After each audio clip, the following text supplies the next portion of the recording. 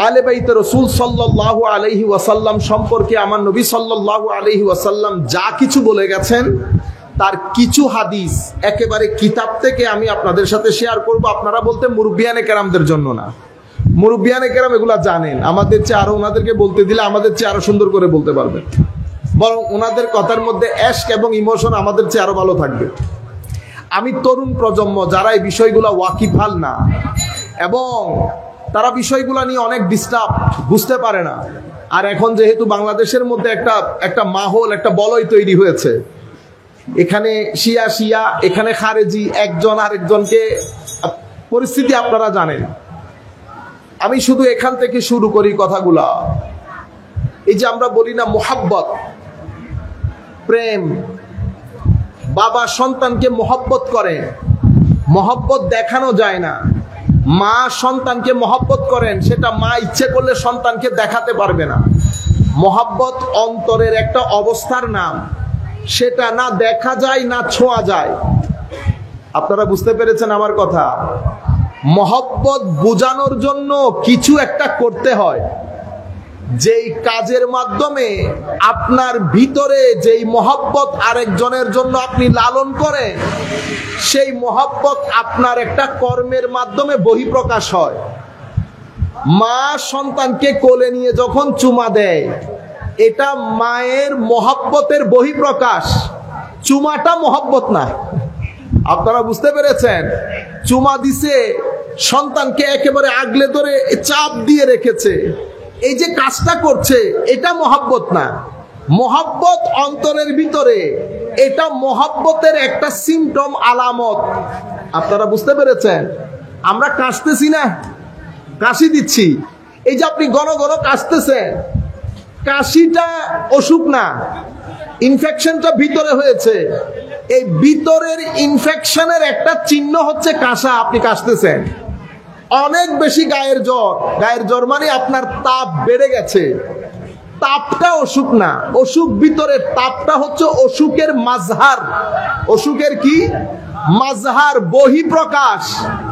আমি মানুষ ভালো না মন্দ সেটা আমার এখানে কোথাও লেখা নাই, কিন্তু আপনি যখন আমাকে রাস্তায় ছেড়ে দেবেন, আমার কথা, আমার চোখ, আমার হাঁটা মানুষকে জানিয়ে দেবে আমি আদৌ ভালো মানুষ কিনা। দাড়ি, টুপি, নামাজ, তাসবিহ, তাহলিল কোনো কিছু ভালো মানুষ হওয়া না। এগুলা ভালো মানুষত্বকে প্রকাশ করে ঠিক, কিন্তু এগুলা মানে ভালো মানুষ না। আপনারা বুঝতে পেরেছেন আমার কথাটা? আপনি মহব্বত করেন, আমিও মহব্বত করি, কিন্তু মুহররম মাস চলে যাচ্ছে, আপনার কোনো খবর নাই, তো আমি কেমনে বুঝবো আপনার ভিতরে মহব্বত আছে? আপনারা বুঝতে পেরেছেন? আমি আমার বাবাকে বড় মহব্বত করি, বাবা আসতেছে আর যাচ্ছে, আমার কোনো খবর নাই, কিন্তু আমি বলতেছি আমার ভিতরে মহব্বত আছে, তো এটার নাম মহব্বত নয়। মহব্বত অন্তরের অবস্থা। আমি আবার বলছি, মহব্বত অন্তরের একটা অবস্থা, সেটা কিছু কর্মের মাধ্যমে বহিঃপ্রকাশ হয়। আহলে বাইত রাসূলকে আমরা মহব্বত করি, কোনো সন্দেহ নাই। আহলে বাইত রাসূলের মহব্বত, এটা আমি মুমিন হওয়ার জন্য আবশ্যক। এটা এমন না যে এটা শিয়া সুন্নির বিষয় না, এটা ঈমানের বিষয়। এটা কিসের বিষয়? ঈমানের বিষয়। আগে মুসলমান হন, তারপরে দেখা যাবে আপনি কি। তো আহলে বাইতে রাসূল এটা উম্মতে মুসলিমার কোন দলের না। আপনারা বুঝতে পেরেছেন? আপনি শিয়া আকীদায় পোষণ করেন, আপনার আকীদা আপনার সাথে, কিন্তু আপনি যদি মনে করেন আহলে বাইত রাসূলকে শুধু আমি মহব্বত করি, না, আহলে বাইত রাসূল কোন দলের না। আহলে বাইত রাসূল কুল কায়নাতের উম্মতে মুসলিমা। কেন? কোরআন কি কারো ব্যক্তিগত সম্পদ? হাদিসে রাসূল কারো ব্যক্তিগত সম্পদ? সেইভাবে আহলে বাইত রাসূলও কারো ব্যক্তিগত সম্পদ নয়। আহলে বাইত রাসূলের প্রতি মহব্বত করাটা, আমি আমার গত বক্তব্যে যেহেতু কথাগুলো বলেছি, আমরা চেষ্টা করব ওই কথাগুলো যেন আর রিপিট না হয়। তো আমি আলে বাইত রাসূলের প্রতি মহব্বত এটাকে আবশ্যক করে দিয়েছেন আল্লাহ কোরআনে পাকে, আমার নবী হাদিসে পাকে। সুতরাং আমরা আমাদের সন্তানদেরকে কোরআন এবং সুন্নাহ, নামাজ, তাসবিহ, তাহলিলের সাথে এটাও শিখাইতে হবে যে আলে বাইত রাসূলের প্রতি মহব্বত আমাদের ঈমান। আমার সন্তান বাড়তে বাড়তে 7, 8, 9, 10 বছর হতে হতে এই নামগুলো তার মুখস্থ হয়ে যেতে হবে। আলে বাইত রাসূলের মহব্বতের কথা তার মুখস্থ হয়ে যেতে হবে। ঠিক সেভাবে সাহাবায়ে কেরামও কোনো দলের না, সাহাবায়ে কেরাম কোনো দলের না, সাহাবায়ে কেরামও উম্মতে মুসলিমা। আমি আমার সন্তানকে যখন বড় করব, তরবিয়ত দেব, তালিম দেব, সেই তালিম ও তরবিয়তের সাথে সাথে নামাজ দোয়ার সাথে সাথে আমরা সাহাবায়ে কেরামের প্রতি মহব্বত, তাজিম এটারও কি করতে হবে? শিক্ষা দিতে হবে। আজকের মাহফিল যেহেতু এক্সক্লুসিভলি আলে বাইত রাসূলের স্মরণে, সেই হেতু আমরা কনসেন্ট্রেট করব শুধু এই জায়গায়। আপনারা বুঝতে পেরেছেন? সম্মানিত উপস্থিতি, সময় আমাদের চোখের সামনে, পরিবর্তন আমাদের চোখের সামনে, আমরা কোন দিকে যাচ্ছি সেটা সবকিছু আমাদের চোখের সামনে। আমরা সবাই কিন্তু হেরে গেছি, আমরা সবাই হাল ছেড়ে দিয়েছি। আমরা মনে করছি আমাদেরকে দিয়ে আর হবে না, না আমরা হাল ছাড়বো না, আমরা শেষ নিঃশ্বাস পর্যন্ত কষ্ট করে যাব তরুণ প্রজন্মকে ট্র্যাকে আনার জন্য। আপনারা বুঝতে পেরেছেন? আমরা যদি হাল ছেড়ে দেই, যা তুর যেন মনে হয় গর্গুই। প্রত্যেক মা বাবা এখন কি বলি, বা আর পারতাম না, হয়ে গেছে, এখন তোমার যা মন চাই করো, না আমরা এটা বলবো না। আমরা শেষ নিঃশ্বাস পর্যন্ত তাদের রাস্তা, গতি, ডাইরেকশন আল্লাহমুখী করার জন্য, রসুলমুখী করার জন্য, পরকালমুখী করার জন্য আমরা চেষ্টা করে যেতে হবে। কেন? কারণ জীবন আল্লাহমুখী, রসুলমুখী, কবরমুখী যদি না হয়, আপনি যদি আপনার সন্তানের উপরে কোটি কোটি টাকা ঢেলে দেন, আপনার সন্তানের জীবন কখনো সুন্দরও হবে না, স্বস্তিরও হবে না, সুখেরও হবে না, স্থিরও হবে না। জীবনের স্থিরতা, সুখ, স্বাচ্ছন্দ্য, শান্তি এগুলার জন্য খাদ্যের যেমন প্রয়োজন, ধর্মেরও তেমন প্রয়োজন। আমি যখন বলবো ধর্ম, এটা একটা প্যাকেজের নাম। এটা তাওহীদ, রিসালাত, কোরআন, সাহাবায়ে কেরাম, আলে বাইত রাসূল, আউলিয়ায়ে কেরাম, মা বাবা, বড়, সব কিছুকে ইনক্লুড করে। আপনি সব কিছুর উপর বিশ্বাস করলেন, বড়দের সাথে শুধু বেয়াদবি করলেন, কি হবে? আমার নবী বলছে, যারা বড়দেরকে সম্মান করে না, ছোটদেরকে স্নেহ করে না, তারা আমার উম্মত নন। মাল্লাম ইউবাজ্জিল কাবীরানা ওয়া ইয়ারহাম সাগীরানা ফালাইসা মিন্না, আও কামা ক্বালা নবী সাল্লাল্লাহু আলাইহি ওয়াসাল্লাম। যারা বড়দেরকে সম্মান করে না, ছোটদেরকে স্নেহ করে না, তারা আমার উম্মত না। সব কিছু করলেন, আল্লাহ, রসুল, আলে বাইত, সাহাবায়ে কেরাম, মা বাবা, বড়, সব কিছু করলেন। দোকানের মধ্যে আমি গেলে আমাকে শুধু ঠকিয়ে দেন। আপনারা বুঝতে পেরেছেন? আমার নবী কি বলছেন? যারা আমার উম্মতকে ঠকায়, যারা আমার উম্মতের সাথে ডিসেপশন করে, চিট করে, প্রতারণা করে, তারা আমার উম্মত নন। দেখছেন অবস্থা কোথায় গিয়ে ঠেকেছে? সব ঠিক আছে, কিন্তু আমি যখন আপনার কাছে পরোটা কিনতে গেলাম, আপনি সেই পরোটার তেল কিনেছেন দুনিয়ার অসম্ভব বাজে যেই তেল খাওয়ার পরে মানুষের শরীর নষ্ট হয়ে যায়। ওই তেল খাওয়ানোর পরে সোয়াদাই কারবালার মাহফিল সেজে আপনি যদি সভাপতির চেয়ারে বসে থাকেন, কোনো লাভ নাই। আমার নবী বলছেন, যারা আমার উম্মতের সাথে প্রতারণা করে, তারা আমার দল। তো আমার নবী যখন আপনাকে ডিজন করবে, আমার না বলবে, কিয়ামতের ময়দানে হেন কোন মায়ের ছেলে আল্লাহ তৈরি করেন নাই যেই ব্যক্তি আপনার পাশে গিয়ে বলবে আমি আছি। আপনারা বুঝতে পেরেছেন? আমার আল্লাহর দৃষ্টি থাকবে আমার নবীর দিকে আমার নবী যাকে যাকে ইয়েস বলবেন সেই ব্যক্তির জন্য গ্রিন সিগন্যাল, আমার নবী যার যার ক্ষেত্রে নো বলবেন সেই ব্যক্তির জন্য রেড সিগন্যাল। রুয়ে জমিনের মধ্যে কোন মায়ের ছেলে নাই কিয়ামতের ময়দানে আমার নবীর থেকে রেড সিগন্যাল পাওয়ার পরে আবার আরেকজন এসে গ্রিন সিগন্যাল দেবে। সেই সৃষ্টি, সেই মানুষ, সেই জাত আমার আল্লাহ সৃষ্টি করেন নাই। আমার আল্লাহ আমার নবীর দিকে চেয়ে থাকবেন। সেই জন্য আমি আপনাদেরকে বলছি, আসেন আমরা ভালো মানুষ হই। আমাদের ব্যবহার নষ্ট হয়ে গেছে, ছেলেদেরকে বলছি, মুরব্বীদেরকে না। আমাদের ব্যবহার নষ্ট হয়ে গেছে। মে তু মুখের মধ্যে দাড়ি রেখে মানুষকে গালাগালি করি, রাস্তার মধ্যে গাড়ি রেখে পুরো রাস্তা ব্লক করে দেই, মানুষ কিছু বলতে গেলে শক্তি দেখায়। আপনারা বুঝতে পেরেছেন? শুরু থেকে নিচ পর্যন্ত আমাদের ব্যবহার, আচার আচরণ, কথাবার্তা, ঘরের মধ্যে মা বাপ গরিব হয়ে গেছে। ঘরের মধ্যে মা দুনিয়া থেকে চলে যাওয়ার পরে বাবা গরিব হয়ে যাচ্ছে, বাবা দুনিয়া থেকে চলে যাওয়ার পরে মা গরিব হয়ে যাচ্ছে। কখনো বড় ছেলে, কখনো মেজো ছেলে। আমরা যেমন ফুটবল মারামারি করি, মারও ফুটবলের মতো হয়ে যায়। আল্লাহর আসমান ভেঙে পড়বে, এই কাজ করবেন না। আল্লাহর লানতের ওই সীমানার মধ্যে চলে আসবেন, এই কাজ করবেন না।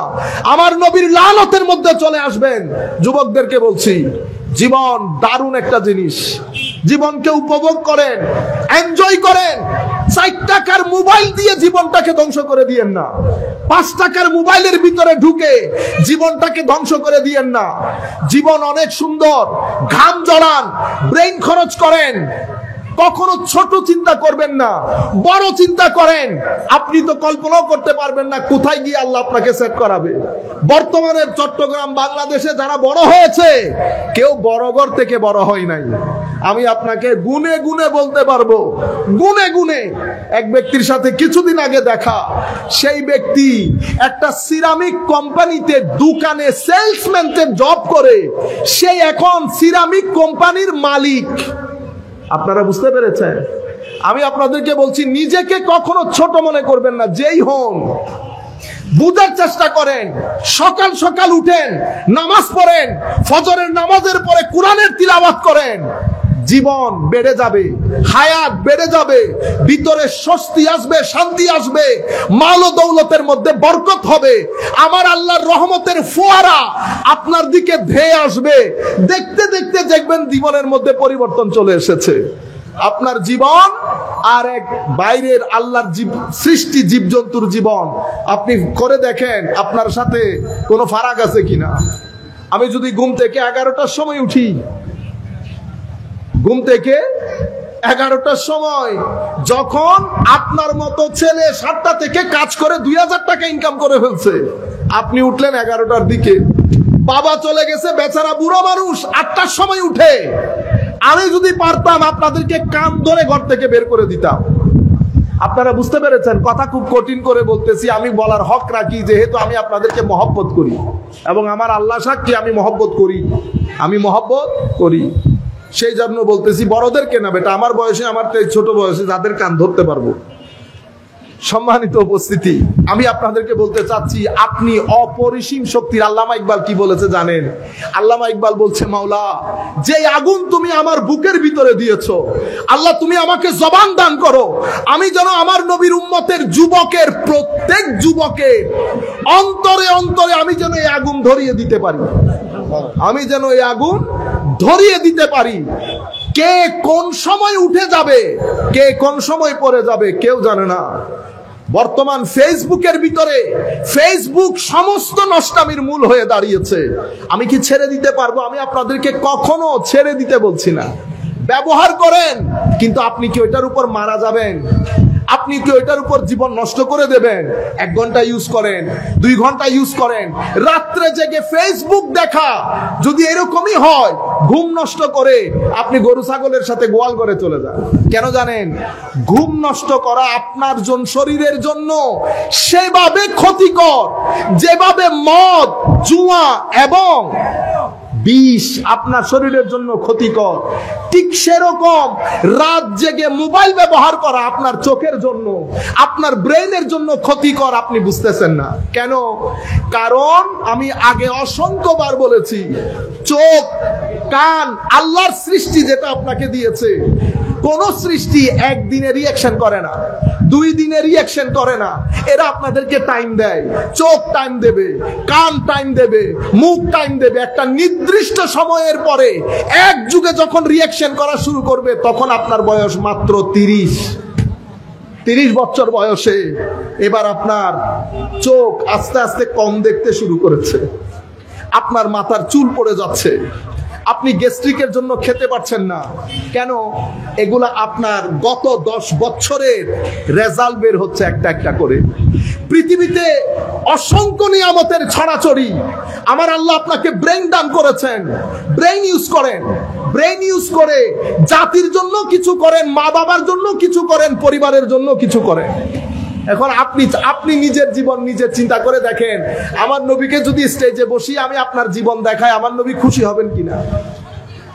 আমাদের নবী, আমার আল্লাহ আপনাকে শিখিয়ে দিচ্ছে সকাল সকাল উঠে যেতে। আপনি উঠলেন দিনের 11টায়, তখন পৃথিবীর সূর্য, যখন আপনি 11টার সময় উঠেছেন, মধু পোকা 11টা বাজতে মিনিমাম 10 কিলো মধু জোগাড় করে ফেলেছেন 6 কিলোমিটার দূরে গিয়ে। আমি মধু পোকার কথা বলছি। সূরা নাহালের মধ্যে যদি পবিত্র কোরআনে সূরা নাহাল যদি পড়েন, আপনারা দেখবেন আল্লাহ পুরা জিনিসটা বর্ণনা দিয়েছেন। মানে আমি 11টার সময় যখন উঠেছি, মধু পোকা 1 গ্যালন মধু সংগ্রহ করে ফেলেছে। আপনারা বুঝতে পেরেছেন? কাজেই আমরা ফেরত আসি। প্রত্যেক যুগে আল্লাহ রাব্বুল আলামিন পৃথিবীকে দেখানোর জন্য 2টা শক্তি রেখেছেন। কেউ ফেরাউনের নাম করেন, এখন ফেরাউনের প্রশংসা কেউ করি আমরা, কেউ অ্যাপ্রিসিয়েট করে না। কেন? কারণ ফেরাউন আলামত হয়ে গেছে কিসের? আলস্যের, মারামারির, দাঙ্গা হাঙ্গামার, জুলমের, করাপশনের। এটার আলামত হচ্ছে ফেরাউন। কেউ করাপশন করলে আমরা কি বলি? আস্তে একটা ফেরাউন। গালি দিলে বলি ফেরাউন, জুলুম করলে বলি ফেরাউন, সমাজের মধ্যে ফিতনা ফাসাদ করলে বলি ফেরাউন। তো সে কি হয়ে গেছে? সেই সমস্ত মন্দের সিম্পটম হয়ে গেছে। যেখানে যেখানে ফেরাউন থাকবে, সেখানে সেখানে আল্লাহ মূসাকে পাঠাবেন। যেখানে ফেরাউন পাবেন, সেখানে মূসা থাকবে। সময়ের পরিবর্তনে মূসার সংখ্যা হয়তো কম হয়ে আসবে, কিন্তু মূসা থাকবে। মূসা তাইলে তো মানুষ ফেরাউনের বাতাসে উড়ে যাবে। আমার আল্লাহ সেটা করেন নাই, আদালত প্রতিষ্ঠা করেছেন। যেখানে ফেরাউন সেখানে মূসা, যেখানে নমরুদ সেখানে ইব্রাহিম। আপনারা বুঝতে পেরেছেন? যেখানে ইয়াজিদ সেখানে হুসেন, যেখানে ইয়াজিদ সেখানে হুসাইন। ইয়াজিদের উপর ছেড়ে দেয় নাই। আমাদের এখানে আল্লামা ইকবাল চমৎকার একটা কথা বলেছেন, को खालिक से यानी मोहब्बत खालिक से भी, शैतान से याराना भी। मोहब्बत खालिक से भी, शैतान से याराना भी। ये बता हशर में अकीदत का सेला किससे मांगेगा? मोहब्बत कातिल से भी, मकतूल से हमदर्दी भी। ये बता हशर में मोहब्बत का सला किससे मांगेगा? को मोहब्बत আল্লাহর সাথেও, আবার শয়তানের সাথেও দোস্তি। मोहब्बत खालिक से भी, मखलूक से, शैतान से याराना भी। শয়তানের সাথে আবার বন্ধুত্ব আছে। তো আল্লামা ইকবাল বলছেন, ये बता, হায় রে নবীর উম্মত, এখন বল কিয়ামতের ময়দানে বদলাটা কার কাছে চাইবি? আল্লাহর কাছে না শয়তানের কাছে? মোহাব্বত কাতিল সে ভি, যিনি হত্যা করেছেন তার সাথেও মোহাব্বত। মকতুল সে হামদর্দি ভি, যাকে কতল করা হয়েছে তার সাথেও কেমন একটা ভাব, সফটনেস। আল্লামা ইকবাল বলছেন, ইয়ে বাতা হাসর মে মোহাব্বত কা সেলা কিসসে মাঙ্গেগা, কিয়ামতের ময়দানে এই মোহাব্বতের প্রতিদান তুমি কার কাছে চাইবা? যিনি হত্যা করেছেন তার সাথে, না যিনি হত্যা হয়েছেন তার সাথে? আমাদের জীবনে ডিসিশন একটা, হয় ফেরাউন নয় মুসা, হয় নমরুদ নয় ইব্রাহিম, হয় ইয়াজিদ নয় হুসাইন। আপনারা বুঝতে পেরেছেন? মোহাব্বত হুসাইনের, জীবন আদর্শ ইয়াজিদের। আপনারা বুঝতে পেরেছেন? মোহাব্বত হুসাইনের রাদিয়াল্লাহু তাআলা আনহু, কিন্তু জীবনের পরতে পরতে ইয়াজিদ বসে আছে। কথা বলি রুক্ষ, মানুষের সাথে মুআমালা করি, মুআমালাতের মধ্যে ইয়াজিদি। টাকা দেব বলে দেই না, ধার নিয়েছি আর কোনো খবর নাই, আপনার কাছে গিয়েছি আমাকে ওষুধ দেবেন, আপনি বাজার থেকে 10 নাম্বারই ওষুধ নিয়ে এসেছেন। আপনি জমজমের পানি উপরে জমজম লিখে কূপের কানি মানুষকে খাওয়াইতেছেন। আপনার দাড়ি লম্বা, আপনি আল্লাহর রাস্তায় খরচ করেন। আপনি বুঝেন আল্লাহর রাস্তা কোনটা? আপনি চুরির মাল এনে আল্লাহর রাস্তায় খরচ। এখন একটা দোয়া করব, এই দোয়াতে আপনারা আমিন বলবেন। গতকালকেও করেছি, আমি চিন্তা করতেছি আল্লাহ যদি তৌফিক দান করেন এই 10 দিন করবো এই দোয়া।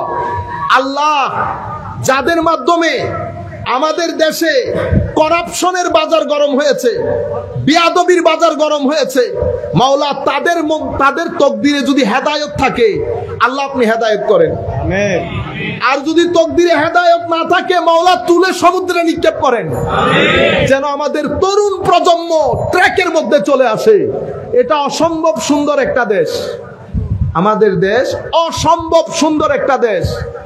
ইউরোপ, আমেরিকা, এই টিভির চাকচিক্যের মধ্যে আপনারা হারিয়ে যান। আমেরিকায় যারা থাকে তাদেরকে জিজ্ঞেস করেন ভালো আছে কিনা। ভালো হওয়ার ভাব দেখায়। কি দেখায়? ভাব। কেন? কারণ ভালো থাকা সেটা অন্তরের বিষয়। সেটা কিসের বিষয়? অন্তরের বিষয়।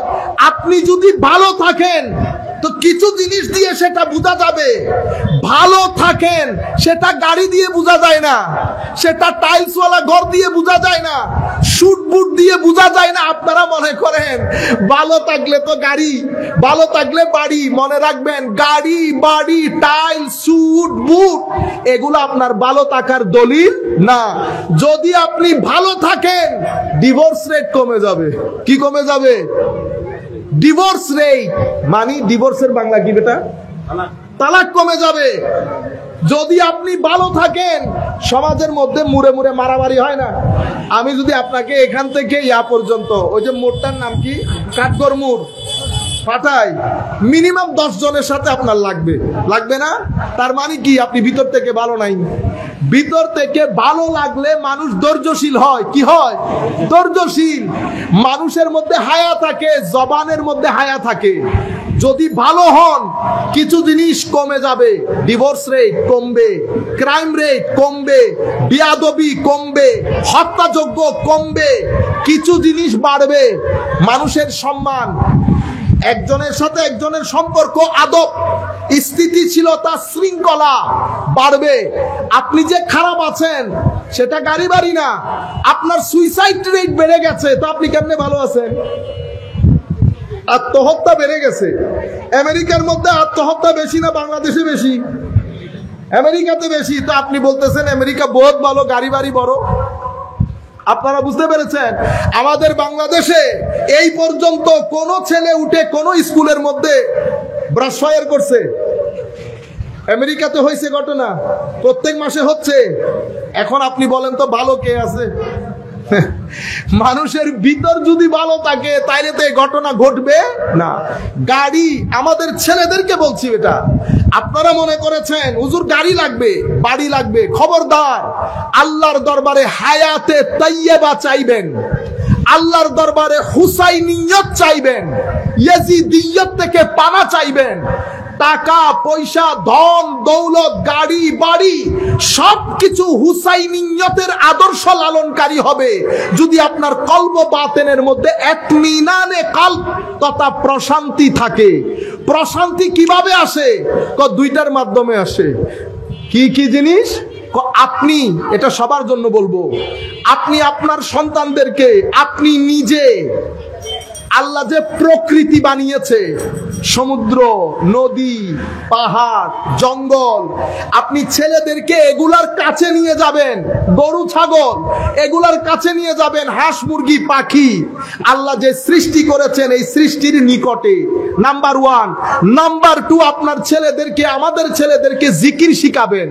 জিকির নামাজ, জিকির মানে তিলাওয়াত, জিকির মানে দরুদ, জিকির মানে মা বাবার খেদমত, জিকির মানে সমাজের গরিব গুরাবার খেদমত, জিকির মানে মানুষের মুখে হাসি ফুটানো।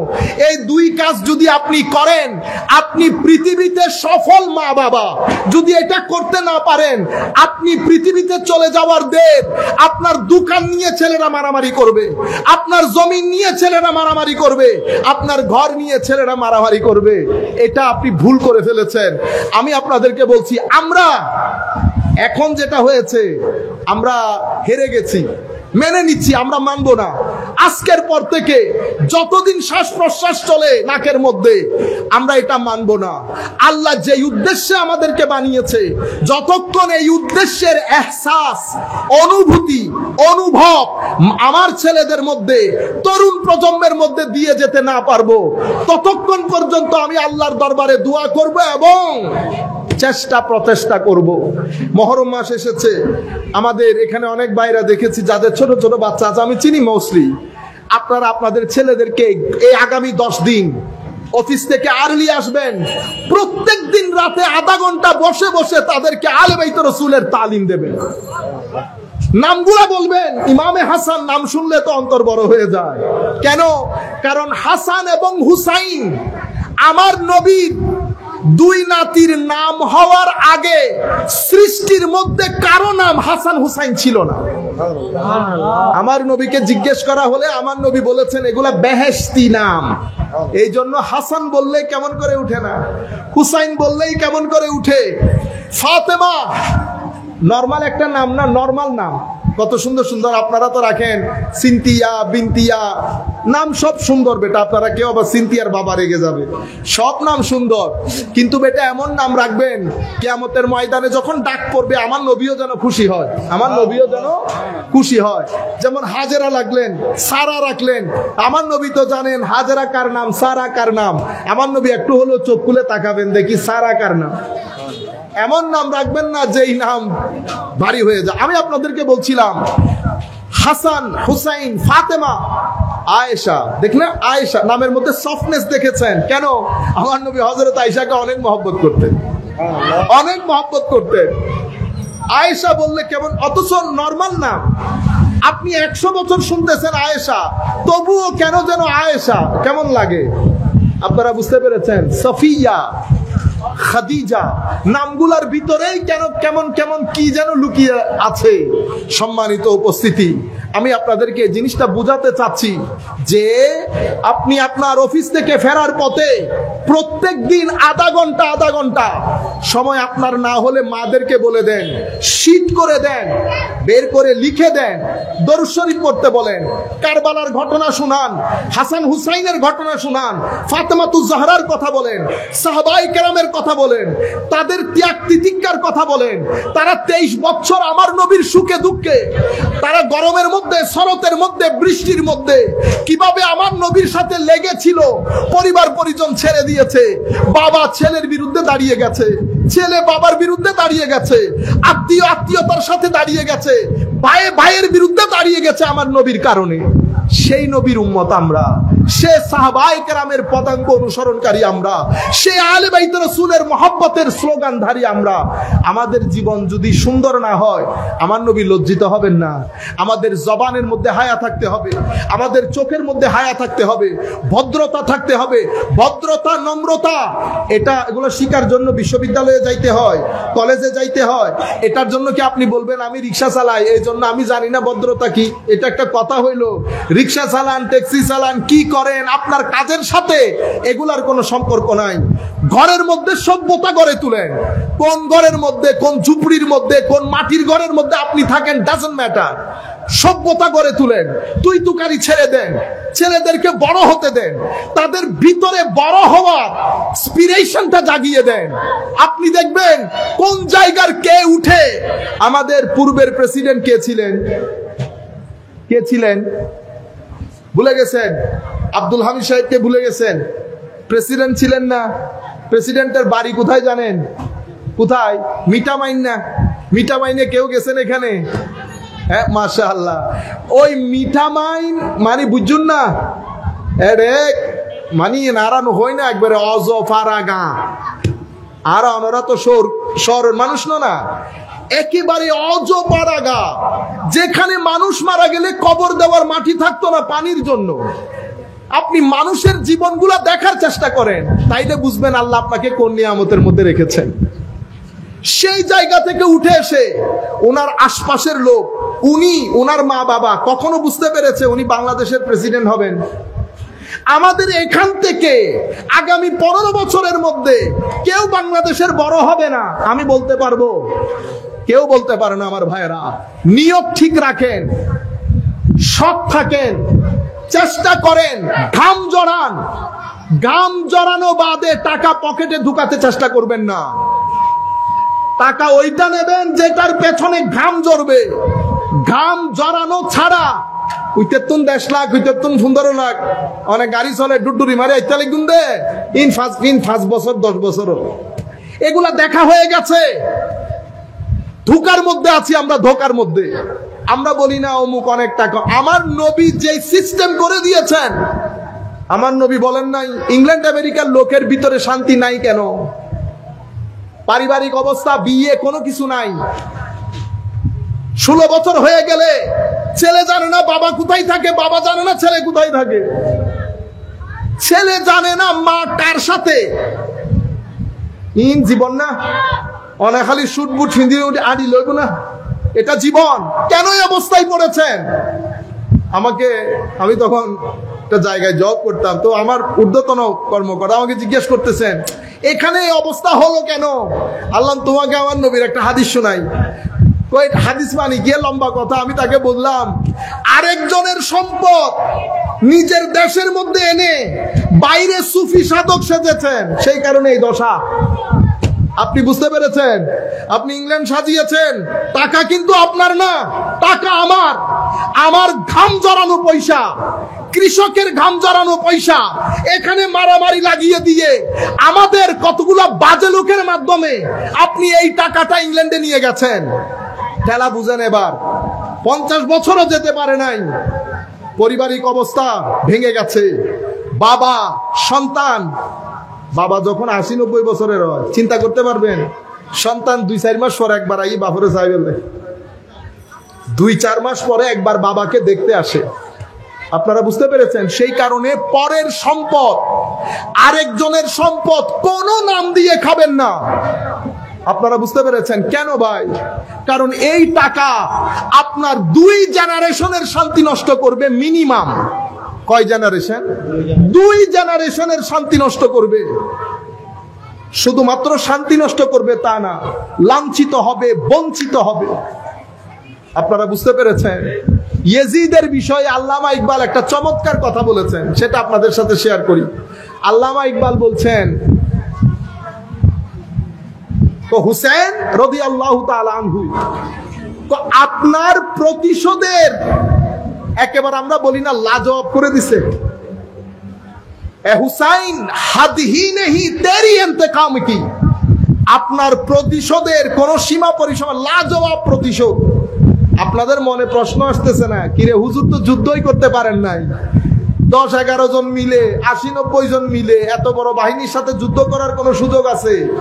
কিন্তু মনে রাখবেন, যখন আপনি আদর্শের সাথে থাকবেন, নো ম্যাটার আপনি সংখ্যাই কত, আপনি দুনিয়া থেকে চলে যান, আপনার আদর্শ আপনাকে কিয়ামত পর্যন্ত বাঁচিয়ে রাখবে।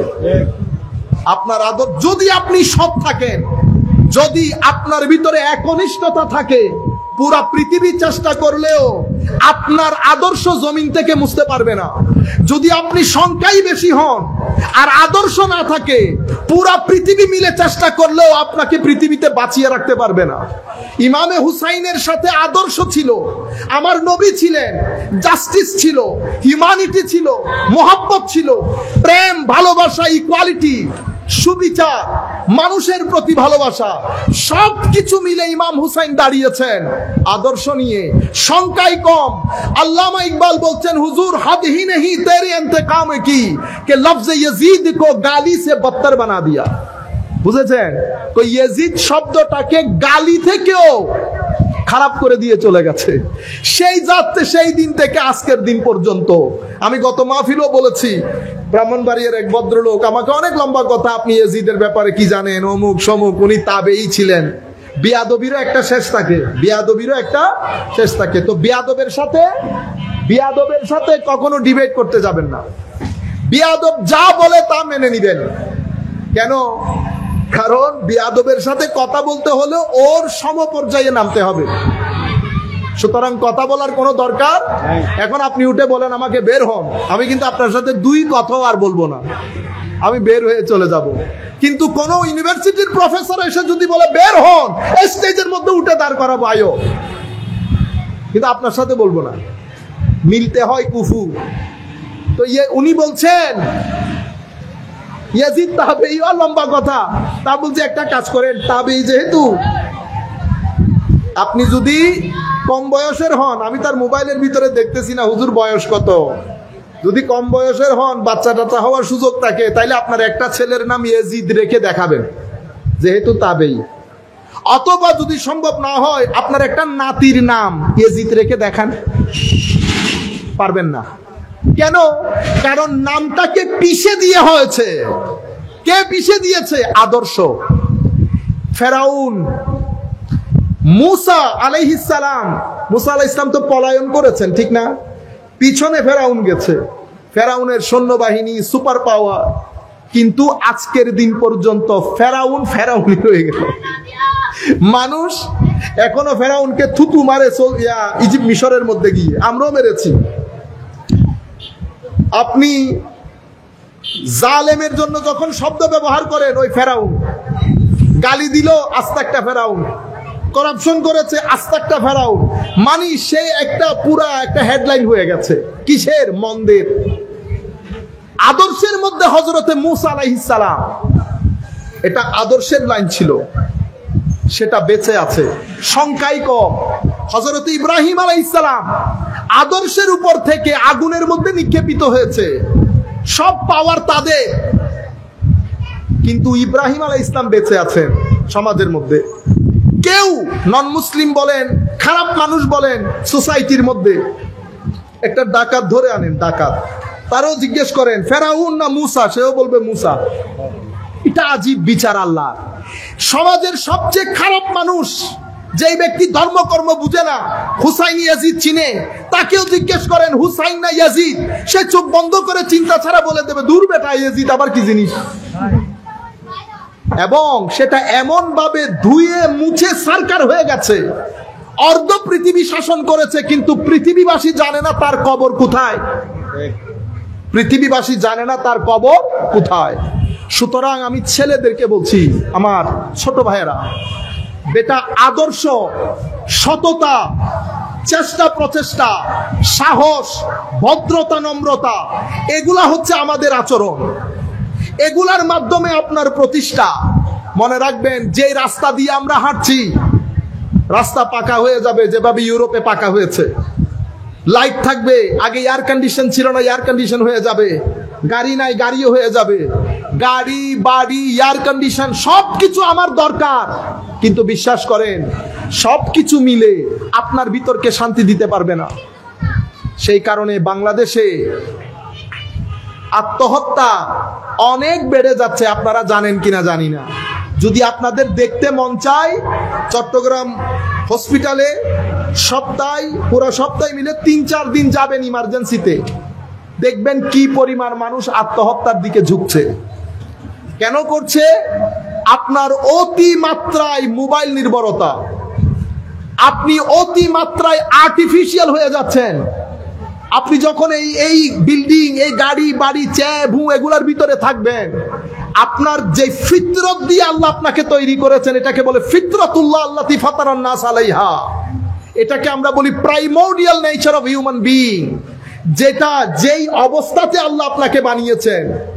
আমি যদি আপনাকে এখন পাহাড়ে নিয়ে যাই, দেখবেন আপনার ভিতর আপনার আসতে ইচ্ছে করবে না। আপনি দেখবেন বেশি কথা বলতেছেন কেন? কারণ মাছ যেমন পানির ভিতরে লাফালাফি শুরু করে, ঠিক না? বাঘ চিনেন?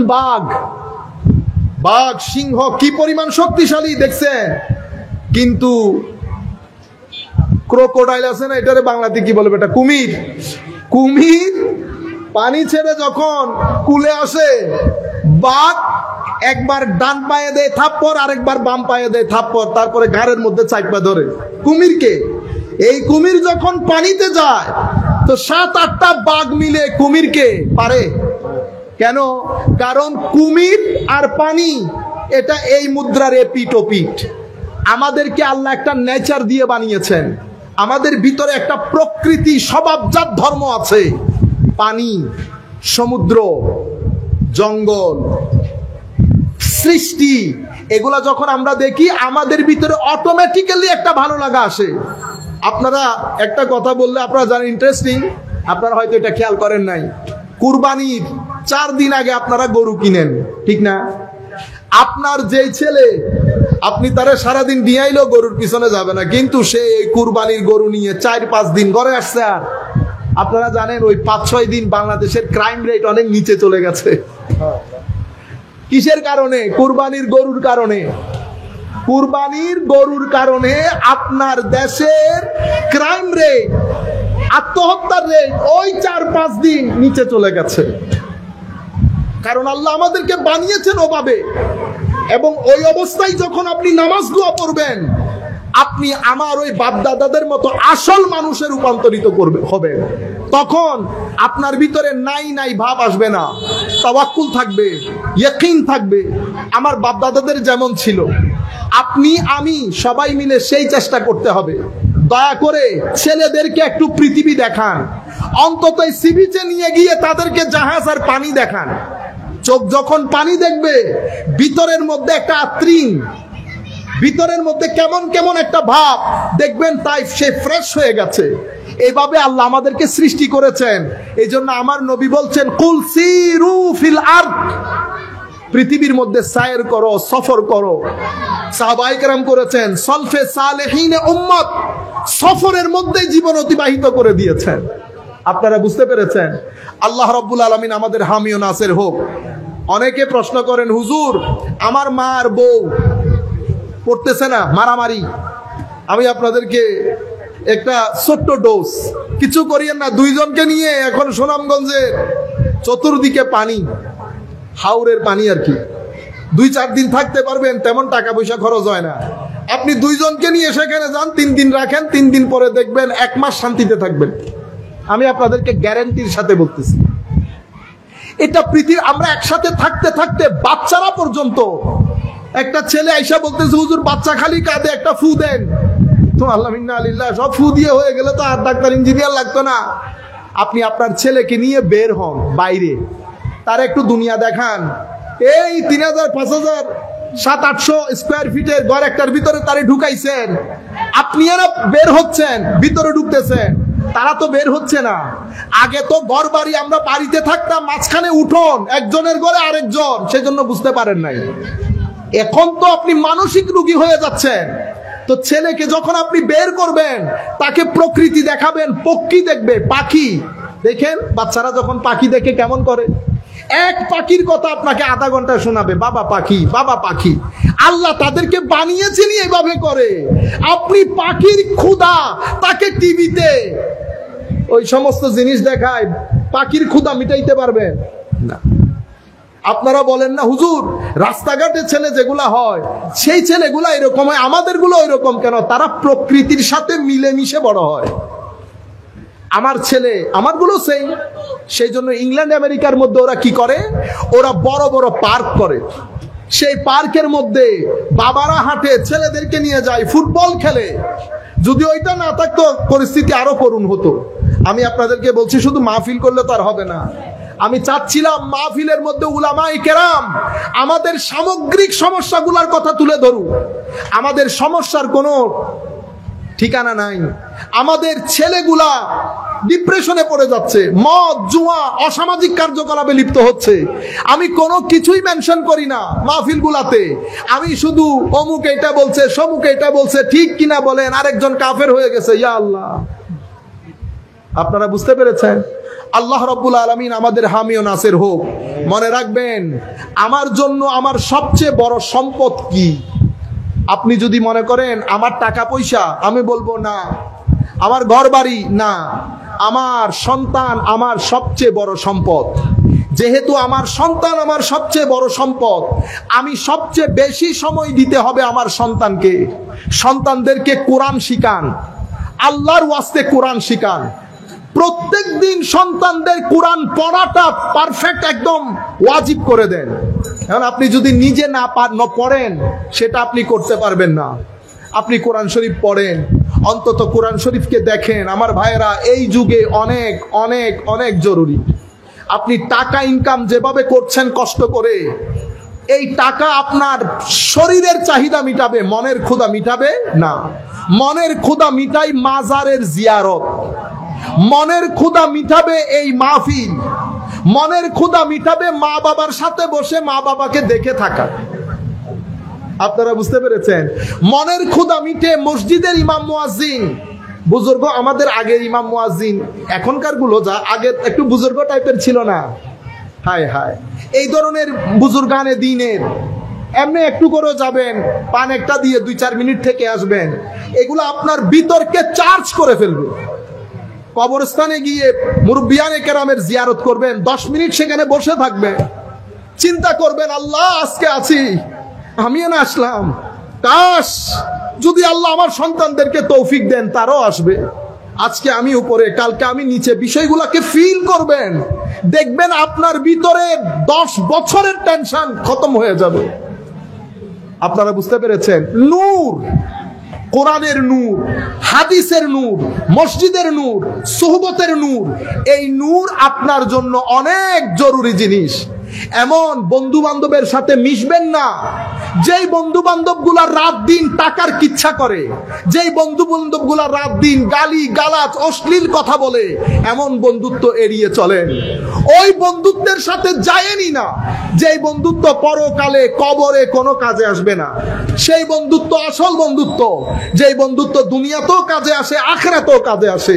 উলামায়ে কেরাম যখন হাত তুলেন কি বলে? আল্লাহ আমাকে ক্ষমা করেন, আমার মা বাবা ভাই বন্ধু। দেখছেন, এমন ব্যক্তির সাথে বন্ধুত্ব করেন যেই ব্যক্তি হাত তুললেই আপনাকে স্মরণ করবে। কারণ আপনি কোন একটা জায়গায় গিয়ে কিছু নূর পেলেন, সেই নূর এমন বন্ধুর কাছে গেলেন 2 সেকেন্ডে শেষ হয়ে গেছে বন্ধু। কেন? কারণ সঙ্গ দোষে লোহা ভাসে। 7টা আম ভালো ছিল, একটা আমের মধ্যে পছন্দ ধরেছে। আপনার উচিত ছিল পছন্দের আমটা বের করে নেওয়া। আপনি কি করলেন? আচ্ছা দেই না, হালি ফজর দুটি হইল, এটা ফজর দুটি চাইতে কিন্তু ওই 7 আমের মধ্যে আরো 2 আমও গেছে, 2 আমও গেছে। এটা আল্লাহর ধরতির নিয়ম। পচা মানুষ, পচা মাছ, এগুলা দুর্গন্ধ বেশি ছড়ায়। সুতরাং পচনশীল জিনিস থেকে নিজেকে দূরে রাখবেন। সময় খুব সংক্ষিপ্ত, এমন কোনো কথা নাই যে আস্তে আস্তে দুনিয়া থেকে যাব। আমার ভাইরা, প্রতি মুহূর্তে আমরা অভিজ্ঞতার, আমাদের নিজের চোখ দেখছে, প্রতি মুহূর্তে আমাদের চেয়ে ছোট আরো অনেক ছোট মানুষ চলে যাচ্ছে, নানা দুনিয়াতে নাতি চলে গেছে। এটা পৃথিবীর নিয়ম। আমি যদি মনেই করে রাখি যে আমি আরো অনেক পরে চলে যাব, আপনি মূর্খের সমুদ্রে আছেন। আসেন আমরা ফেরত আসি। আল্লাহর রাস্তা, রসুলের রাস্তা, কবরের রাস্তা, এটা আপনার দুনিয়ার জীবনকেও সম্মানিত করবে, আখিরাতের জীবনকেও সম্মানিত করবে। আপনারা বলেন আমার ভাই, আমাদের 2 টাকার কোনো মূল্য আছে? আপনারা না বা সম্মান করতেছেন, কি করেন, কিন্তু আমি তো আমাকে চিনি না। আই আর যেতে চাই, আই এদিন রাতে বই বই আসি দিয়া হইদি মানুষ কোনো ফল নি, বালা মানুষ করে সম্মান করলে লেখাপড়া জানে দিল মানুষের সম্মান করলি যোগ্য সম্মান ইয়া মানুষ আয় চিন্তা করে দিতারা আর এলে সম্মান করে দিয়ে কারণ কি আয় বোধ করি চাইলাম ডানের তুন বামের তুন উত্তর পূর্ব মানে এখানে এমন কোনো কিছু আছে কিনা যেটার মাধ্যমে মানুষ সম্মান করতে পারে। আমি দেখলাম এখানে কোনো চরিত্র নাই, এটা বালা টিয়া হয়েছে তাই একখান হতা আছে, টাকা পয়সাও নাই, পাওয়ারও নাই, তাইলে মহব্বত করার কারণ কি? মনে রাখবেন, আপনি আমাদেরকে দেখেন, আল্লাহ আমাদেরকে যে সম্মান দিয়েছেন এই বয়সে, আল্লাহ আপনাদের দেশের মন্ত্রী মিনিস্টারকেও সেই সম্মান দেন নাই। মন্ত্রী আজকের মন্ত্রী, কালকে আমার নিজের চোখে দেখা বড় বলিষ্ঠ প্রভাবশালী মন্ত্রী, মন্ত্রিত্ব যাওয়ার পরে এয়ারপোর্ট থেকে যখন বের হচ্ছে পিছনে একজন মানুষও নাই। আর আমরা যখন এয়ারপোর্ট থেকে বের হচ্ছি পিছনেও মানুষ সামনেও মানুষ। আমরা তো ভিআইপি না, আমরা কখনো চেষ্টাও করি না ভিআইপি রাস্তা দিয়ে বের হতে, কিন্তু আজকের দিন পর্যন্ত আমাদেরকে সাধারণ ওই রাস্তা দিয়ে আসতে হয় না, মানুষই টেনে। হুজুর ওই দিন বলতেছিলাম দূর আমি ভিআইপি না তো আমার এখানে আসতে দেন। হুজুর আপনি ভিআইপি না হলে ভিআইপি কে? এগুলো ওই দেশের কর্মকর্তা। এই সম্মান কি কারণে? আমি ডান বাম উত্তর দক্ষিণ দেখলাম, কোন উত্তর পাই নাই। পরে সোনার মদিনার দিকে তাকিয়ে বললাম ইয়া রাসূলুল্লাহ সব আপকি বাহারে, সব আমার নবীর ফিউজা। সেই জন্য বলছি আল্লাহ,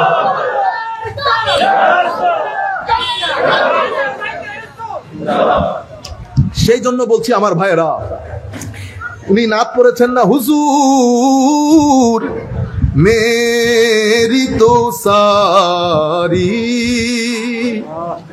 बहार आपसे है, मैं बेकरार हूँ, मैं बेकरार था, मेरे करार आपसे है। हुजूर मेरी तो सारी बहार आपसे है। बस এটাই উত্তর। হুজুর সব কিছু আপনার কারণে। যদি আমি হতাম তাহলে তো আমাকে মানুষ ফিরেও তাকাইতো না, কারণ মানুষের ইজ্জত হয় টাকার কারণে নাই, এলমের কারণে নাই, আখলাকের কারণে নাই, প্রভাব প্রতিপত্তির কারণে নাই।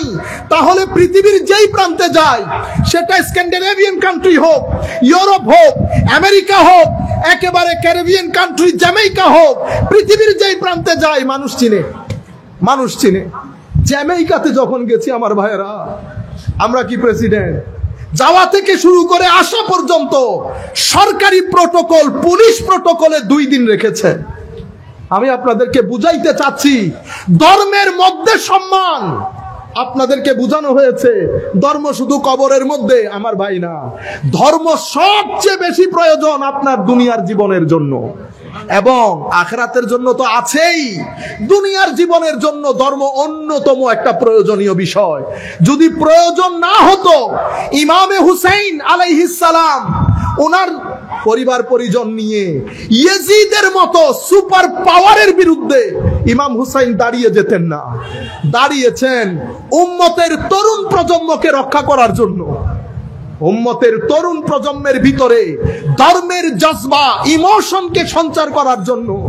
ইমামে হুসাইন সেই দিন যদি শাহাদাত বরণ না করতেন, মুহররম মাসের মধ্যে লাখো তরুণকে কাঁদিয়ে আমরা ধর্মের পথে আহ্বান করতে পারতাম না। আজকে লাখো তরুণ যখন ইমামে হুসাইনের কথা বলা হয়, চোখ বুক ভাসিয়ে ফেলে কান্নায়। হুসাইনের জন্য কান্না মানে কোরআনের জন্য কান্না। কেন জানেন? আমার নবী বলছেন, আমার আলে বাইত এবং কোরআনে পাক দুইটা কিয়ামত পর্যন্ত এই অবস্থায় থাকবে, কেউ পৃথক করতে পারবে না, কেউ পৃথক করতে পারবে না। আমার আলে বাইত অনেক ভারী জিনিস, যেভাবে কোরআন ভারী জিনিস। আমার আলে বাইতের সাথে থাকবা, পথভ্রষ্ট হবে না। আপনারা বুঝতে পেরেছেন? সেই কারণে ইমামে হুসাইন আলাইহিস সালামের সেই দিনের শাহাদাত আজকের দিন পর্যন্ত আমরা যখন ইউরোপ আমেরিকাতে নন মুসলিমদেরকে দাওয়াত দিয়ে ইমামে হুসাইনের শাহাদাতের গল্প শোনাই, নন মুসলিম পর্যন্ত না কেঁদে যেতে পারে না। আমার চোখে এখনো ভাসছে আমাদের একজন স্বনামধন্য মানুষ, তিনি প্রোগ্রামের পরে আমাকে বলতেছেন, সাইফ আমি কি ওনার সম্পর্কে একটু জানতে পারি, আমি কি ওনাকে একটু পড়তে পারি? বলেন দেখি, ওনাকে পড়া মানি কোরআন পড়া না, ওনাকে জানা মানি রসুলকে জানা না? তাহলে উনি জানার মাধ্যমে আলটিমেটলি আপনি রসুল হয়ে আল্লাহ পর্যন্ত যাচ্ছেন।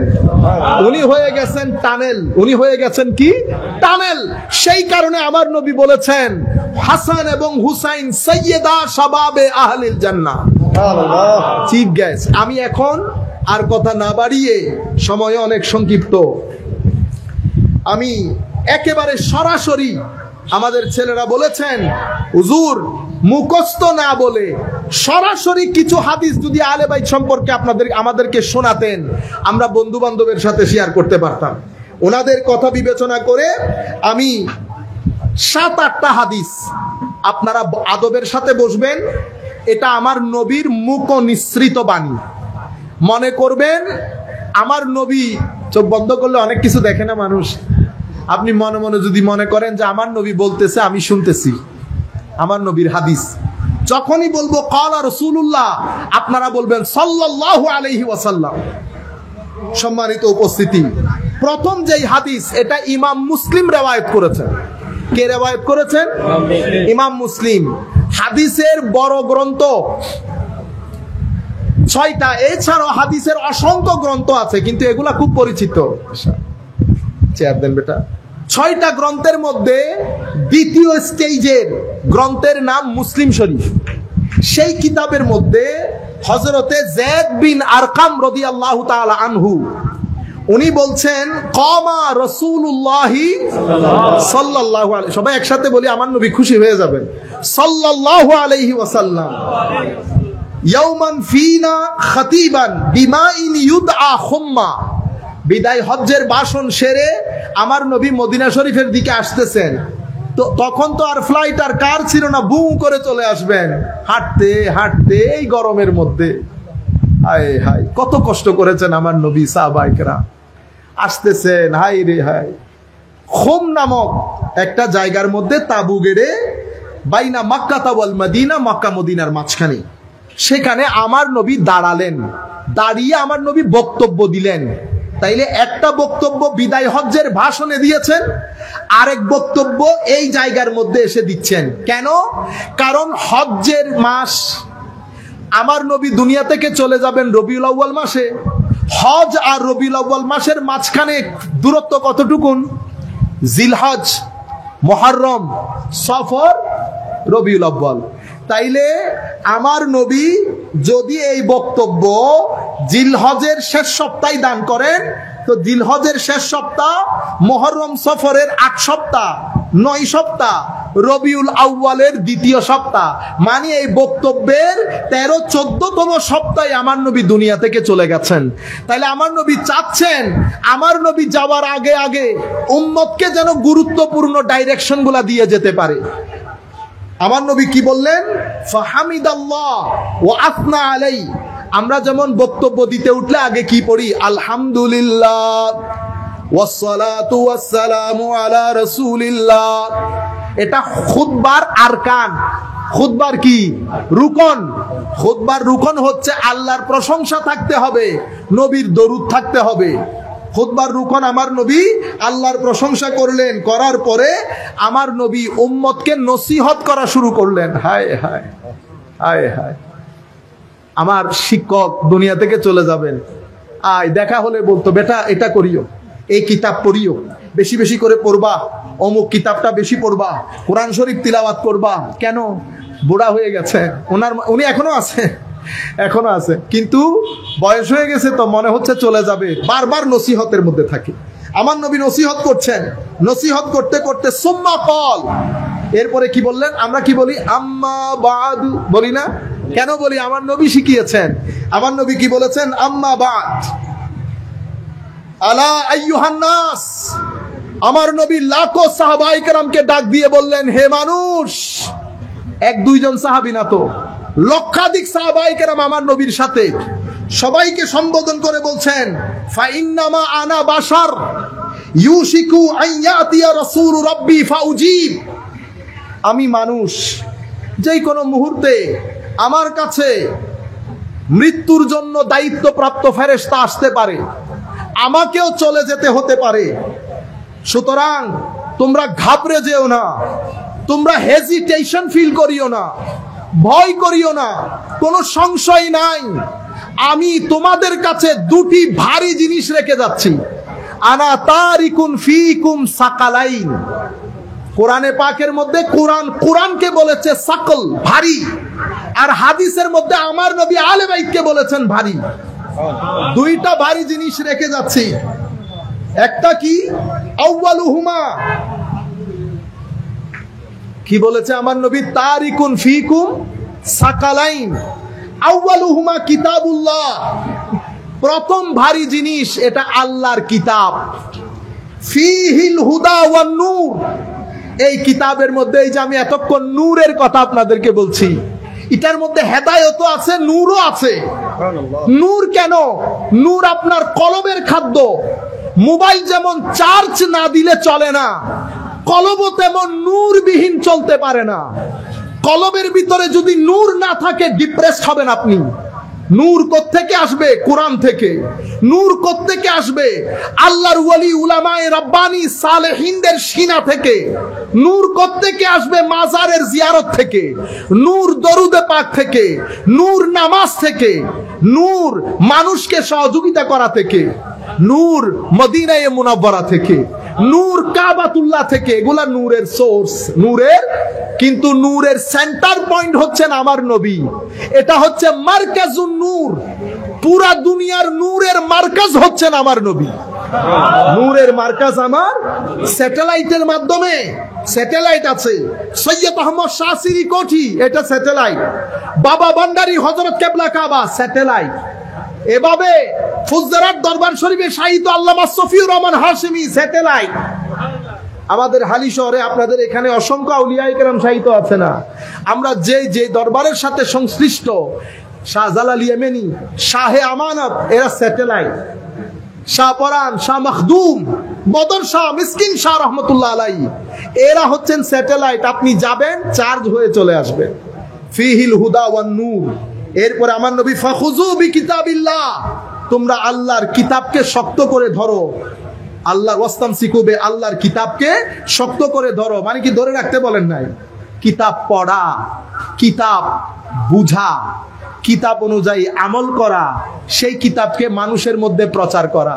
কারণ প্রচার যদি আপনারা করেন, হে মানুষ শুনো, অ্যাকশন, অ্যাকশন, ডাইরেক্ট অ্যাকশন। যারা কোরআন মানে না তারা কাফের, বাতিল, বাংলার জমিনে তাদের কোনো স্থান নাই। ইন্না লিল্লাহ। স্টেজ থেকে নাই মাজান ভাই, আপনাকে দিয়ে এটা হবে না। এই জবান কোন নবীর ছিল না, এটা সাহাবায়ে কেরামেরও ছিল না। যদি সাহাবায়ে কেরাম সালফে সালেহিনে উম্মতের জবান এমন হতো, ইরাক মিশরের জমিনে কোন নন মুসলিম বসবাস করতে পারতেন না। স্পেনের জমিনে কোন নন মুসলিম বসবাস করতে পারতেন না। আমরা যখন 1200 বছর পৃথিবী চালাচ্ছিলাম, তখন মিশর থেকে শুরু করে স্পেন, ফ্রান্স থেকে শুরু করে তুর্কি, তুর্কি থেকে শুরু করে আমাদের সিন্ধু প্রদেশ, সিন্ধু থেকে শুরু করে বাংলার জমিন, পুরা হিত্তা মুসলমানদের। এখানে কোন নন মুসলিম থাকতে পারতেন না। জবান আল্লাহর ওলিরা এটা ব্যবহার করেন নাই। সম্প্রীতির কথা বলেছেন, শান্তির কথা বলেছেন, ভালোর কথা বলেছেন, মানুষকে সহযোগিতার কথা বলেছেন। হেদায়েতের বাণী পৌঁছে দেওয়ার দায়িত্ব আমার। মানবেন কি মানবেন না সেই দায়িত্ব আপনার। আর হেদায়েতের মালিক আমার আল্লাহ। হেদায়েতের মালিক আমার আল্লাহ। সেই কারণে আমার নবী বলছেন, ইয়াসসিরু ওয়ালা তুআসসিরু, সহজ করে দাও, কঠিন করিও না। বাশিরু ওয়ালা তুনাফিরু, সুন্দর সুন্দর কথা বলো, মানুষের ভিতরে ঘৃণার সৃষ্টি করিও না। আজকে আমরা বসে বসে মাহফিলের নাম দিয়ে, এশকে রাসূলের নাম দিয়ে ঘৃণার বাজার গরম, ঘৃণার বাজার গরম। একই ভাই, দুই ভাইয়ের মধ্যে কোনো সম্পর্ক, একই সুন্নি, পাঠ হইতে হইতে 10 ভাগ, এও বলে এশকে রাসূল, এও বলে এশকে রাসূল, এও বলে এশকে রাসূল। আমার নবীকে রহমতুল্লিল আলামিন বলি না? বলি। 57টি মুসলিম দেশের মধ্যে 10 আয়াতের মধ্যে কোন রহমত আছে? কিছুদিন আগে এক ছেলে আমাকে বলতেছে, প্রশ্ন করতেছে, হুজুর আমার একটা প্রশ্ন। কি প্রশ্ন? বাংলাদেশে শান্তি প্রতিষ্ঠা করতে হলে, দেখছেন নি মানে জিহাদ, বাংলাদেশে শান্তি প্রতিষ্ঠা করতে হলে আমাদেরকে কি কি করণীয়?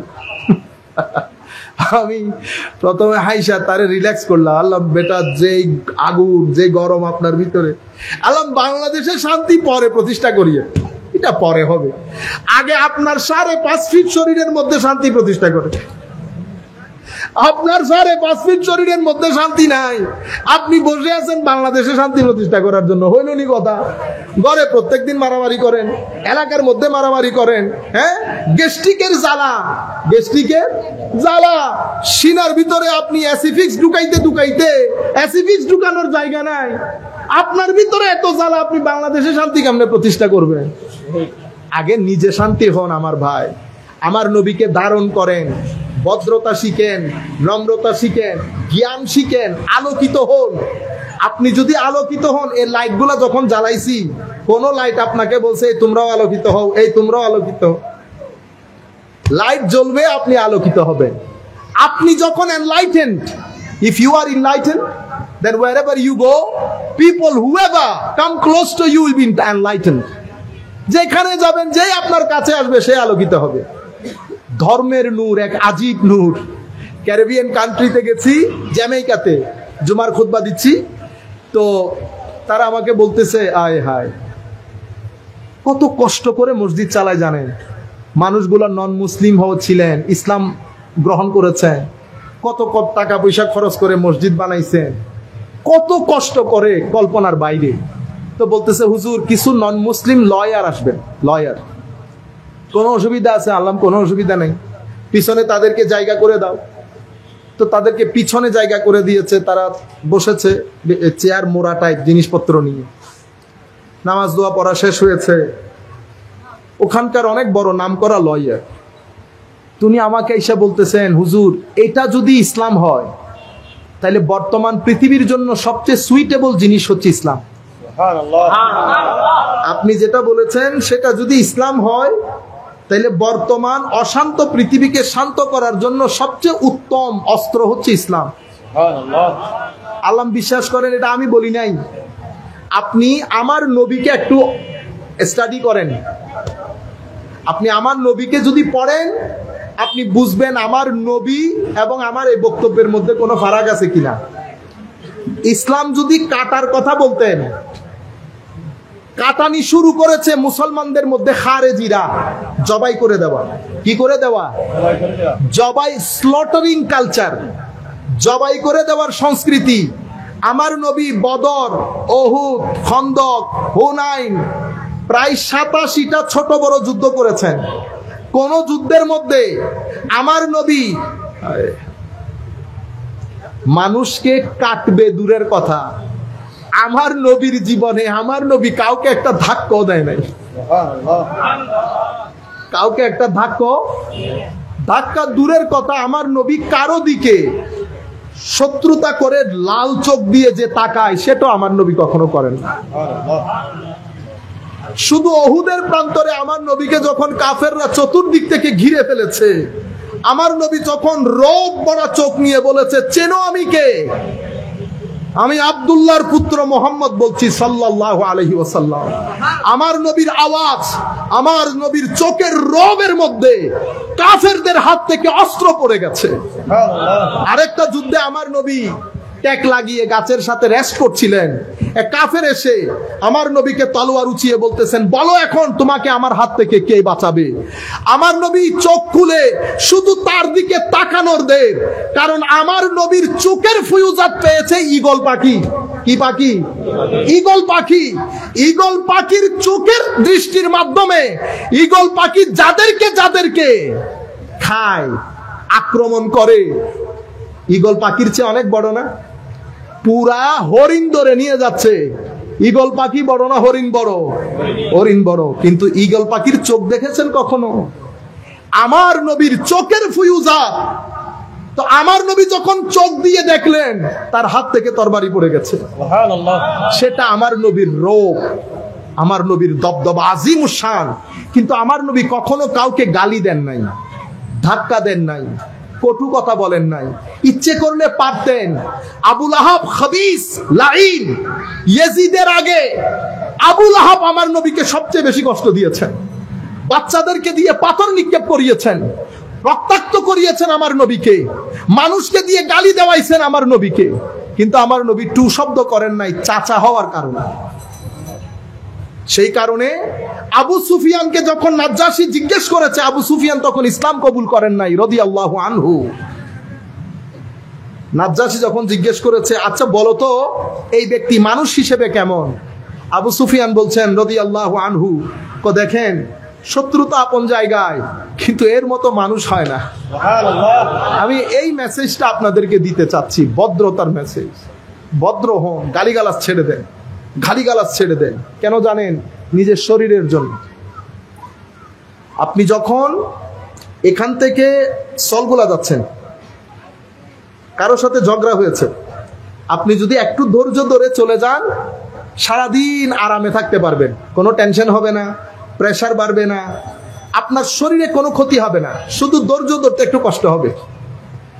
কিন্তু আপনি যদি তাকে গালি দিয়ে দেন, আপনার সারা দিন নষ্ট হবে।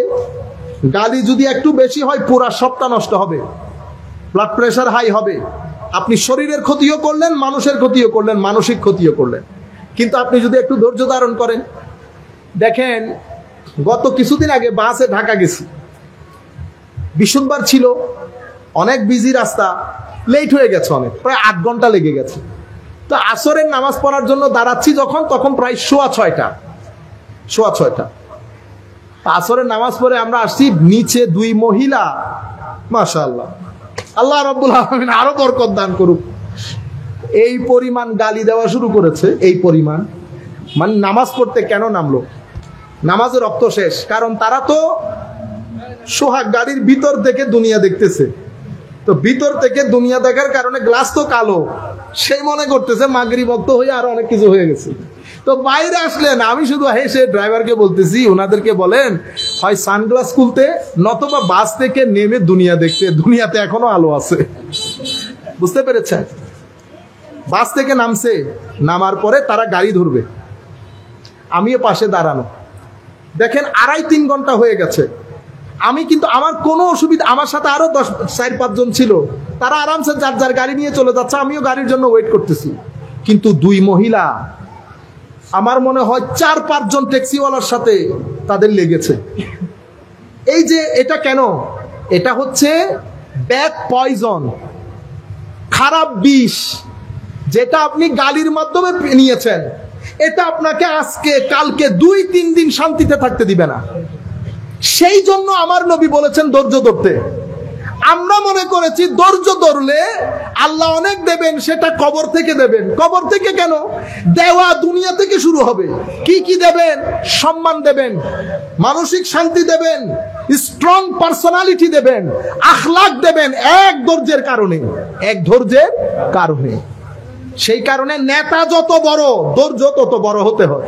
আরানো হয় হদুজুর অনর জায়গা যদি আই হইতাম, আই বেড়ে মারি দরিয়া গড়ি ফেলাইতাম, তো ইতাল্লাই অনেক জায়গায় জানি হইতালে গুন্দে আইও দোয়া করি আল্লাহ অনরের জায়গায় নলে যোগ। আপনারা বুঝতে পেরেছেন? যাই হোক, সম্মানিত উপস্থিতি, হাদিসের মধ্যে আমার নবী ইরশাদ করেছেন, তাইলে ফাহাসসা আলা কিতাবিল্লাহ ওয়া রাগগাবা ফি, কিতাব আল্লাহর কিতাবের প্রতি মানুষকে অনুপ্রাণিত করলেন, উৎসাহিত করলেন আমার নবী। সুম্মা খ, এরপরে কি বলেছেন? ও আহলু বাইতি, আমি 2টা ভারী জিনিস রেখে যাচ্ছি, কিতাবুল্লাহর কথা বলার পরে আমার নবী বলছেন আমি আমার আহলে বাইত রেখে যাচ্ছি। এরপরে কি দেখেন, উযাক্কিরুকুমুল্লাহ ফি আহলে বাইতি, উযাক্কিরুকুমুল্লাহ ফি আহলে বাইতি, উযাক্কিরুকুমুল্লাহ ফি আহলে বাইতি। এই শব্দটা কোরআনের জন্য বলেন নাই, আহলে বাইতের ক্ষেত্রে এসে আমার নবী এই কথাটা 3 বার বলেছেন। কেন? কারণ কোরআন নিয়ে ডিভিশনটা হবে না, ডিভিশনটা হবে আহলে বাইত নিয়ে। সেই কারণে আমার নবী বলছেন আমি আমার আহলে বাইতের ব্যাপারে তোমাদের অ্যাটেনশন ড্র করছি, তোমাদেরকে আল্লাহর ভয় দেখাচ্ছি আহলে বাইতের বিষয়। তাহলে আহলে বাইত রেখে যাচ্ছি। আহলে বাইত আমাদের হেদায়েতের চরম ঠিকানা। এটা আমি বলছি না, আমার নবী বলছেন। এটা আমার এই ওয়াজ, আপনারা হয়তো এখানে কয়েকশো মানুষ দেখতেছেন, আমি হয়তো বাসায় যেতে যেতে কম করে হলেও 30 থেকে 40 হাজার মানুষ এটা দেখবে। এটা বাংলাদেশের পৃথিবীর আনাচে কানাচে বাংলা ভাষাভাষীদের কাছে চলে যাবে। এটা আমার সব ভাই, কওমি ঘরানার ভাই হোক, লামাজহাবি ভাই হোক, সবাই মুসলিম শরীফ পড়েন, এই হাদিসটাও পড়েন। আফসোসের বিষয় হচ্ছে মুহররমের মাস চলে যাবে, আমরা কখনো মসজিদের মধ্যে সাধারণ মানুষের সামনে এই হাদিসগুলা নিয়ে আসি না। আমার নবী অন্য হাদিসের মধ্যে 2টা কথা বলেছেন, কিতাবুল্লাহ ওয়া সুন্নতি, আমি আমার সুন্নত এবং কিতাবুল্লাহ রেখে যাচ্ছি, এটাও যেমন বলেছেন। কিন্তু এর চেয়ে বড় হাদিসের কিতাবের মধ্যে আমার নবী উযাক্কিরুকুমুল্লাহ ফি আহলে বাইতি বলেছেন। আপনারা বুঝতে পেরেছেন আমার কথা?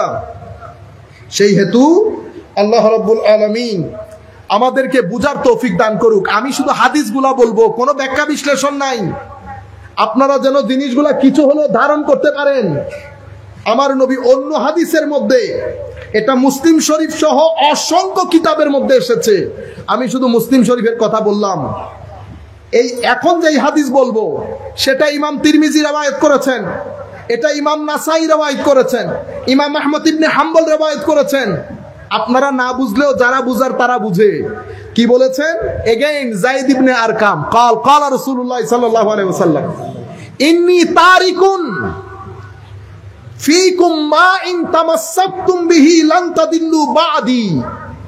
আমি তোমাদের কাছে রেখে যাচ্ছি কিছু জিনিস, যা আঁকড়ে ধরলে তোমরা কখনো পথভ্রষ্ট হবে না। তাহলে পথভ্রষ্ট না হওয়ার জন্য আমার নবী কি রেখে গেলেন? আহাদুহুমা আযমু মিনাল আখার। আমার নবী বলছেন যে 2টা জিনিস রেখে যাচ্ছি, সেই 2টার মধ্যে একটার চেয়ে আরেকটা বড়, একটা আরেকটার চেয়ে। কোনটা কার চেয়ে বড় আল্লাহ জানেন, কিন্তু আমার নবী বলছেন আহাদুহুমা আযমু মিনাল আখার, একটা আরেকটার চেয়ে বড়। কি? কিতাবুল্লাহ, আল্লাহর কোরআন। হাবলুন মামদুদুন মিনাস সামাই ইলাল আরদ, এটা একটা লম্বা রশি, যেই রশির এক প্রান্ত আমার আল্লাহর কাছে, আরেক প্রান্ত জমিনে। যারা কিতাবুল্লাহ শক্ত করে ধরবে তারা পথ পাবে, কিন্তু একটা ধরলে হবে। আমার নবী বলছেন না, আমি তো 2টা জিনিস রেখে যাচ্ছি, কিতাবও ধরতে হবে, ইতরাতি, আমার আহলে বাইতকে ধরতে হবে। মাওলা আহলে বাইত কেন? মনে রাখবেন, হায় হায়, কোরআন সবর করতে বলেছে। মওলা সবর কিভাবে করি, সবর কিরকম কিরকম কিরকম।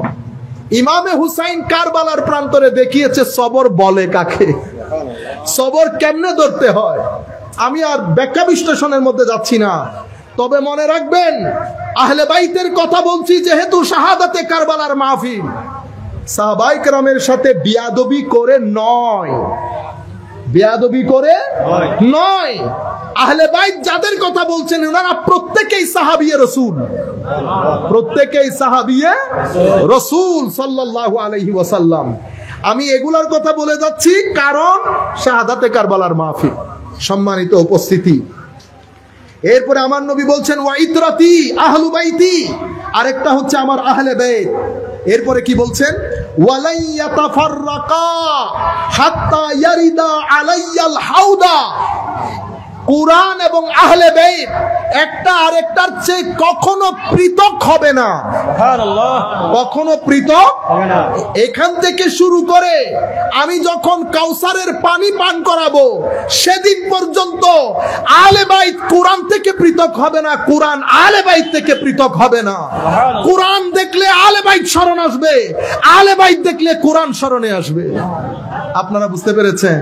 এরপরে আমার নবী আমাদেরকে বলছেন, উম্মত ফানজুরু, উম্মত এবার তোমাদের অ্যাটেনশন ড্র করছি, খবরদার, সাবধান, খেয়াল রাখবা, কাইফা তাখলুফুনি ফীহিমা, তোমরা এই দুইটার সাথে আমার পরে কিভাবে ব্যবহার করো, বিহেভ কিরকম করো, সেটা একবার মাথায় রাখবা, সেটা একবার মাথায় রাখবা।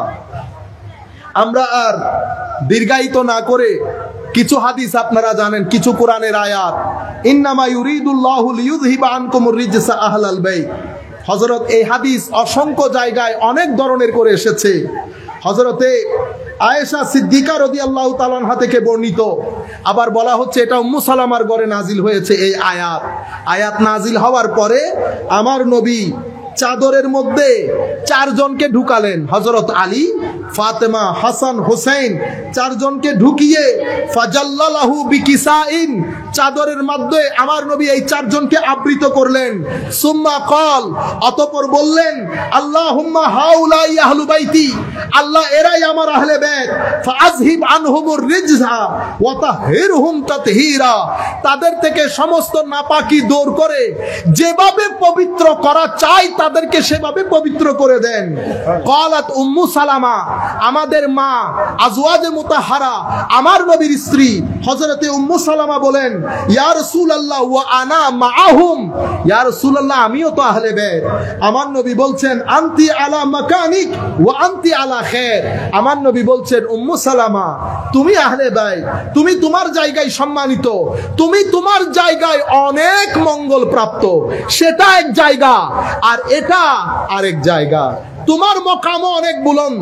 কিন্তু আমি আমার আহলে বাইতের কথা বলতে চাচ্ছি, আমি এই চারজনের কথা বলতে চাচ্ছি, বুঝতে পেরেছেন? এখন আমি এই চারজনের কথা বলতে গিয়ে উম্মু সালামাকে নিচে করতে পারবো না, বেয়াদবি হবে না? উম্মু সালামা কে? উম্মু সালামা আমার নবীর স্ত্রী। আমার নবীর স্ত্রীদের ব্যাপারে আমার আল্লাহর রায় কি? আমার আল্লাহর রায় হচ্ছে, লাস্তুন্না কা আহাদিম মিনান নিসা ইনিত্তাকাইতুন, আমার নবীর স্ত্রীগণ পৃথিবীর অন্য কোন নারীদের মতো না, তাদের স্ট্যাটাস সমস্ত নারীদের চেয়ে উপরে। আফসোসের বিষয়, আহলে বাইতে রাসূলের এই শান বর্ণনা করার সময় আমাদের মধ্যে এখন নতুন কালচার শুরু হয়েছে, আমরা ডিয়া মারি না, আমরা আহলে সুন্নাহ ওয়াল জামাত, সাহাবায়ে কেরামের মধ্যেও ঈমান, আহলে বাইতে রাসূলের মধ্যেও ঈমান।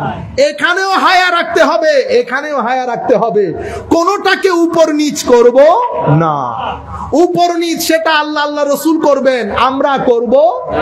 আর বাপ বালা না মা বালা, মা তুই খন হদুজুর আয় খদে সত্য কথা হইতে নডরায় খদে, আই লালরে লাল হই, সাদারে সাদা হই, ও মা আ হইতে অনাইলে বুজুর্গ মানুষ আগিয়ে দে। বাংলাদেশ তো অনডইলে মানুষ তোয়ার দেয় না, অনডইলে মানুষ তোয়ার দেয় না। হদুজ যাই নাও পারি, আর গায়ে হদুজুরি অনরে কি হদ দেয়, হদি বেবে হদ দে, হদুজুর লালরে লাল হয়, সাদারে সাদা হয় দে না। তুই তো গত খালি হদে আজ জমিন নান খাড়িয়ে নে, ইনরে অনরা কি হন আইস আইল আইল আইলি ইংরেজি শব্দ। আইল কি শব্দ? আইল কি শব্দ? ইংরেজি শব্দ আইল। এটাকে আমরা বাংলাতে বলি আইএল, AILE। আপনারা যখন বাইরে যাবেন ইউরোপ কান্ট্রি বা কোথাও, তো ওই সারি সারি করে না, মানে এই সারিতে ডাল, এই সারিতে গোশত, তো উপরে কি লেখা থাকে? আইল নাম্বার 1। অনারা এডে জিন হইতে লাগবে নিব ইংরেজি, তো হদুজুরি আর আইল খাড়ি আর 1.5 ঘন্টা জমিন ওটা 1 ঘন্টা বানাই ফেলি, আবার লালরে লাল, সাদারে সাদা হতে হই। আপনারা বুঝতে পেরেছেন? আল্লাহ রাব্বুল আলামিন আমাদের হামি ও নাসির হোক, মাওলাই করিম আমাদেরকে কবুল করুক, আমরা যেন উপর নিচ না করি। সম্মানিত উপস্থিতি, এরপরে আমি আর 2টা হাদিস আপনাদের সাথে শেয়ার করে আমরা বক্তব্য শেষ করব। আন আব্বাস বিন আব্দুল মুত্তালিব রাদিয়াল্লাহু তাআলা আনহু ক্বালা কুলতু ইয়া রাসূলুল্লাহ সাল্লাল্লাহু, সবাই বলেন সাল্লাল্লাহু আলাইহি ওয়াসাল্লাম, আমার নবী হাদিসের দর্শ হয়ে যাক না, হাদিসের দর্শ হয়ে যাক। দর্শে হাদিস অনেক বড় নিয়ামত। কেউ যদি এখানে আমরা নিয়ত করি যে দর্শে হাদিসের মধ্যে জ্ঞান শিক্ষার জন্য বসেছি, এই নিয়তের মধ্যে যদি আপনি মারা যান, শাহাদাতের দরজা দিবে আল্লাহ। কারো সিনার ভিতরে যদি ইখলাস থাকে, নূর থাকে, কেউ যদি মনে করে আমি ছাত্র শিকার জন্য এসেছি, তো বাসায় যাওয়ার সময় ফেরেশতা পাখা আপনার পায়ের নিচে পাখা বিছিয়ে দেবে। এটা তো আমাদের নিয়তের কারণে হয় না, নিয়তের কারণে হয় না। নিয়ত কখনো টাকা খুঁজে, কখনো সম্মান খুঁজে। সেই কারণে সম্মানিত উপস্থিতি, আমার নবী ইরশাদ করছেন, ইজা লাকিয়া কুলতু ইয়া রাসূলুল্লাহ সাল্লাল্লাহু আলাইহি ওয়াসাল্লাম, হুজুর ইন্না কুরাইশান ইজা লাকিয়া বাদুহুম বাদান লাকুহুম বিবাশরিন হাসান। হুজুর, কুরাইশরা যখন একজন আরেকজনের সাথে বসে বসে কথা বলে, ওমা তাদের মুখের হাসি, কত উজ্জ্বল চেহারা, হাসি মুখ নিয়ে রং তামাশা করে কত সুন্দর কথা বলে। ওয়া ইজা লাকুনা লাকুনা বিউজুহিন লা নারিফুহা, কিন্তু যখন আমাদেরকে দেখে, ওমা চোখ মুখ অন্ধকার হয়ে যায়, এমন ভাবখানি করে যেন আমাদেরকে চিনেই না। এটা শোনার পরে ক্বালা ফাগাদিবান নবিয়্যু সাল্লাল্লাহু আলাইহি ওয়াসাল্লাম গাদাবান শাদীদা, এটা শোনার পরে আমার নবী যার পর নাই রেগে গেলেন। আমার নবী যখন একটু রাগ করতেন, আমার নবীর চেহারায় পাক রক্তিম বর্ণ ধারণ করতেন। সুবহানাল্লাহ। ওয়াকাল, আমার নবী ইউনিভার্সাল একটা স্টেটমেন্ট দিলেন, ওয়াল্লাযী নাফসি বিয়াদিহি, সেই সত্তার শপথ যার কুদরতির হস্তে আমি নবীর জীবন, লা ইয়াদখুলু কলবা রাজুলিন আল ঈমানু হাত্তা ইউহিব্বাকুম লিল্লাহি ওয়া লিরাসূলি ওয়া লিকারাবাতি। আমার নবী বলছেন, সালাতুন ইয়া রাসূলুল্লাহ আলাইকুম সালামুন ইয়া হাবিবাল্লাহ আলাইকুম। আমার নবী ইরশাদ করলেন, লা ইয়াদখুলু কলবা রাজুলিন আল ঈমানু, ঈমান কোন ব্যক্তির অন্তরে ততক্ষণ পর্যন্ত ঢুকবে না যতক্ষণ পর্যন্ত সেই ব্যক্তি ইউহিব্বাকুম, তোমাদেরকে মহব্বত না করবে, লিল্লাহি, আল্লাহর জন্য, ওয়ালি রাসূলিহি, তাদের রাসূলের জন্য, ওয়ালি কারাবাতি, এবং আমার নিকট আত্মীয় হওয়ার কারণে যতক্ষণ তোমাদেরকে মহব্বত না করবে, ঈমান তাদের অন্তরে ঢুকবে না। এখন বুঝেন, মুহররম মাস চলে যাচ্ছে। আমি কিছুদিন আগে খবর পাইলাম আমাদের ভাইয়েরা সাহাবায়ে কেরামের আজমতের মাহফিল করতেছে 10 দিন। তো আমার ভাইয়েরা অনেক রেগে গেছে, হুজুর দেখছেন আল্লাহ, এটা হচ্ছে খারেজিয়তের আলামত। কিসের আলামত? আপনার আকীদা ধর্ম বিশ্বাসের মধ্যে খারেজিয়ত ঢুকে গেছে। সেটা কিভাবে বুঝবেন? ওই আমলের মাধ্যমে, আপনার কর্মের মাধ্যমে। কর্ম কি? আলে বাইত রাসূলের মাসে সাহাবায়ে কেরামের শান বলে আলে বাইত রাসূলকে যখন আন্ডার এস্টিমেট করবেন, তো বুঝতে হবে খারেজিয়তে বাতাস লেগেছে। আবার আলে বাইত রাসূলের মহব্বত দেখিয়ে সাহাবায়ে কেরামকে যখন দিয়া মারবেন, তো বুঝতে হবে আপনার গায়ে শিয়াইজমের বাতাস লেগেছে। আমরা এই জায়গায়ও না, আমরা এই জায়গায়ও না। আমাদের ঈমান সাহাবায়ে কেরামের মধ্যেও, আমাদের ঈমান আলে বাইতের মধ্যেও। এক হাতের মধ্যে দামানে আলে বাইত, আরেক হাতের মধ্যে দামানে সাহাবায়ে কেরাম, মাথার উপর কোরআন এবং সুন্নাহ। এই আকীদাকে বলে আহলুস সুন্নাতে ওয়াল জামাআ। সম্মানিত উপস্থিতি, ঢাকার ম্যাক্সিমাম মসজিদ বন্ধ, আলে বাইতে রাসূলের কোনো জিকির নাই। মানুষকে কি শিখিয়ে দেয় আমি গতকালকে বলেছি, বিদায় রিপিট করতেছি না। এগুলা বলার কি দরকার? কারবালা কেন বলতে হবে? আমাকে ছেলেরা বলতেছে, হুজুর কারবালা ডিসকাস করার দরকার কি? আল্লাহ, কারবালা ডিসকাস করার দরকার কি সেটা বলার আগে আল্লাহকে জিজ্ঞেস করেন, সূরা বাকারার মধ্যে গাভীর কথা বলার দরকার কি? সূরা বাকারার মধ্যে গাভীর আলোচনা হয় নাই? সূরা কাহাফের মধ্যে গর্ত, কুকুর, এদের আলোচনা হয় নাই? সূরা ইউসুফের মধ্যে ইউসুফ আলাইহিস সালাম কূপে পড়ে যাওয়ার আলোচনা হয় নাই? হযরত সূরা মারইয়ামের মধ্যে মরিয়ম আলাইহিস সালাম হযরত ঈসা আলাইহিস সালামকে জন্ম দিয়েছেন, এই ঘটনা বর্ণনা হয় নাই? বনি ইসরাইলের বর্ণনা হয় নাই? যদি কোরআনের মধ্যে কুকুর কেমনে বসে থাকে এই কাহিনী ডিসকাস হইতে পারে, নূহ আলাইহিস সালামের তুফানের কথা হইতে পারে, কারবালার প্রান্তরে আমার নবীর দৌহিত্রের এই আজিম শাহাদাতের কথা উম্মত করার জন্য দলিলের প্রয়োজন হবে। তাহলে বোঝা গেছে কিসের বাতাস? খারেজিয়তের বাতাস। কারো বিরুদ্ধে আমাদের কোনো বিদ্বেষ নেই। আমরা যারাই শুনছেন, আমি জানি আপনারা শুনেন। আমার ভাই, আপনি আমাকে যেটাই মনে করেন, আপনি রাতের অন্ধকারে যখন শুবেন, আপনার ঘরেও বুখারী মুসলিম তিরমিজি আছে, আপনি খুলে হাদিসগুলা পড়ে নিজেকে নিজে জিজ্ঞেস করেন এই হাদিসগুলা কখনো জাতির সামনে তুলে ধরেছেন কিনা। আমাকে যাই মনে করেন আপনি, আমার সাথে আপনার কোনো কি নাই, কোনো কথাবার্তা নাই। আপনি যেই দলই করেন না কেন, আপনি এত কিছু করেন, আপনি আহলে বাইত রাসূল নাম নেওয়া বাদে মাস চলে যাচ্ছে। আপনারা বুঝতে পেরেছেন? অথবা আপনি যদি বলেন আমি মুহররমে করব না, অন্য মাসে করব, সারা বছর করব, কোন কোন জায়গা করেছেন ভিডিওর ক্লিপগুলো যদি আমাদেরকে পাঠাই দিতেন, আমরা দেখে হলেও অন্তরকে খুশি করতাম। আমার ভাইয়েরা মুহররম না হলেও অন্য মাসে হলেও ডিসকাস করেছে। আপনারা বুঝতে পেরেছেন? উম্মতের দূরত্ব কমে যেত, আমাদের একজনের সাথে আরেকজনের দূরত্ব কমে যেত। কারণ আমার সাথে আপনার দূরত্ব টাকা পয়সার কারণে না, এগুলার কারণে। সম্মানিত উপস্থিতি, আখেরি একটা হাদিস বলে আমরা আমাদের বক্তব্য একেবারে শেষ করে দেব। আমার নবী সাল্লাল্লাহু আলাইহি ওয়াসাল্লাম ইরশাদ করেছেন, আচ্ছা, হযরত আব্দুল্লাহ ইবনে আব্বাসের যে riwayat, সেটা কোথায় কোথায় আছে?